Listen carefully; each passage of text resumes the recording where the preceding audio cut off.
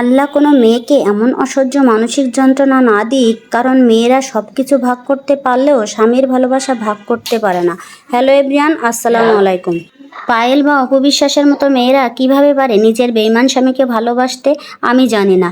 কারণ আমি অপবিশ্বাসের মতো হতে পারবো না। যে স্বামী আমাকে ঠকিয়ে অন্য কাউকে বিয়ে করবে, তাকে আবারও ভালোবাসতে পারবো না আমি। আবার পায়েলের মতো অত মহান হয়ে নিজের বেস্ট ফ্রেন্ডকে সতীন হিসেবে মেনে নিয়ে সংসারও করতে পারবো না। আমি শুধু একটা কাজই করতে পারবো, সেটা হলো আমার স্বামী যদি কখনো চায় আমাকে ছেড়ে অন্য কারোর কাছে যেতে, আমি নির্দ্বিধায় যেতে দিব। একবারও প্রশ্ন করব না আমাকে তার কেন ভালো লাগে না। মিমের মতো করে নতুনভাবে জীবন সাজাবো, সেও ভালো। আমি দরকার হলে ভিক্ষা করে খাবো, তবুও সতীনের সংসার করব না। আর যে স্বামী আমাকে রেখে অন্য কাউকে গ্রহণ করবে, তার চেহারাও দেখব না। কথাগুলো এক আপু তার ওয়ালে লিখেছেন। কথাগুলো আপনারা আবার ভেবেন না আমি বলেছি।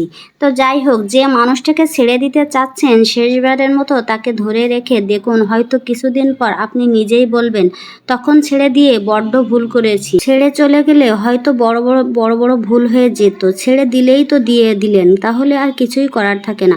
কিন্তু যদি একটু ধরে রাখতে পারেন, তাহলে অনেক কিছুই করা যায় মানুষটাকে মনের মতো বানিয়ে নেওয়ার জন্য। মনে রাখবেন, এখনকার দিনে সবাই থেকে যেতে চায় না। যে থেকে যেতে চায় তাকে একটু কষ্ট হলেও মানিয়ে নিন। অন্তত তার কাছ থেকে আপনি কখনো ঠকবেন না, সে যেমনই হোক। বরং মানুষটাকে রেখে দিলে আপনি বলতে পারবেন, দিন শেষে পাশে থাকার মতো আপনার কেউ আছে। এটুকুই বা কয়জন গর্ব করে বলতে পারে।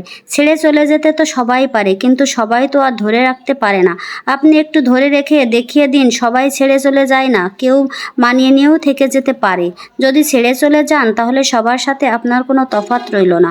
একটু এদিক ওদিক হলেই যদি কাউকে ছেড়ে দিতে চান, তাহলে আপনার জীবনে শুধু একের পর এক মানুষ আসতেই থাকবে, কিন্তু কাউকেই ধরে রাখতে পারবেন না। কাউকে ধরে রাখতে হলে মানিয়ে নেওয়া জানতে হয়, ধৈর্য ধরতে হয়। ছোট্ট জীবনে একাধিক মানুষের স্মৃতি নিয়ে বেঁচে থাকা গেলেও ভালো থাকা যায় না। ভালো থাকতে হলে আপনার নির্দিষ্ট একজনকে বেছে নিয়ে তার মনের মতো করে মানিয়ে চলতে হবে।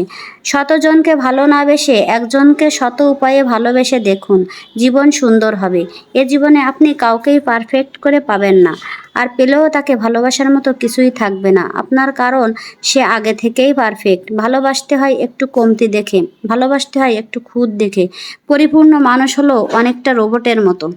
তো যাই হোক, অনেক জ্ঞানের কথা বলে ফেললাম। তো যদি কারোর একটু হলেও ভালো লেগে থাকে, অবশ্যই লাইক কমেন্ট করে দেবেন, আর অবশ্যই ভালোবেসে একটা শেয়ার করে দেবেন।